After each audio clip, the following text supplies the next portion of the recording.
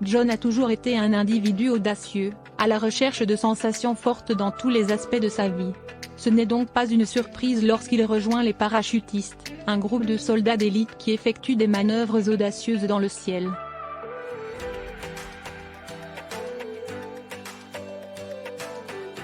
Un jour, lors d'un saut d'entraînement de routine, quelque chose d'étrange s'est produit. John avait toujours été sceptique en ce qui concernait le paranormal, mais ce qu'il avait vécu ce jour-là l'ébranlerait profondément.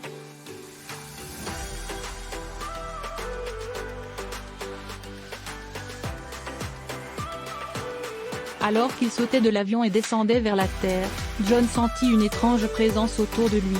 C'était comme si quelqu'un ou quelque chose le regardait, suivant chacun de ses mouvements.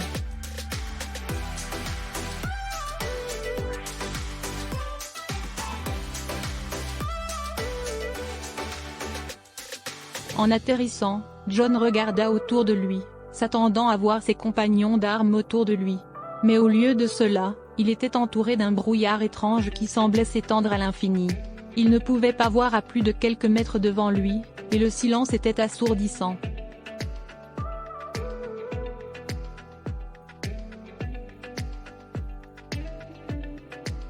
Soudain, une silhouette apparut devant lui. C'était un soldat, habillé en tenue complète de parachutiste. Mais il y avait quelque chose qui clochait chez lui, quelque chose qui faisait frissonner John.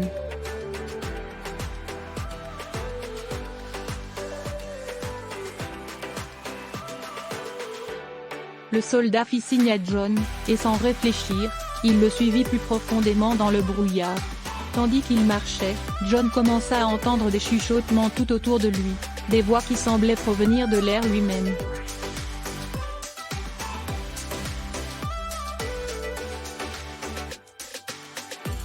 Finalement, ils arrivèrent à une clairière, et John vit ce qui ressemblait à un champ de bataille. Mais ce n'était pas un champ de bataille moderne. C'était une scène du passé, d'un temps révolu depuis longtemps.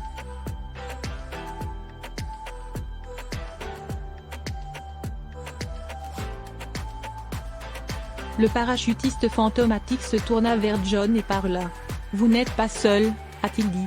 Nous sommes ici, toujours à regarder, toujours à attendre. »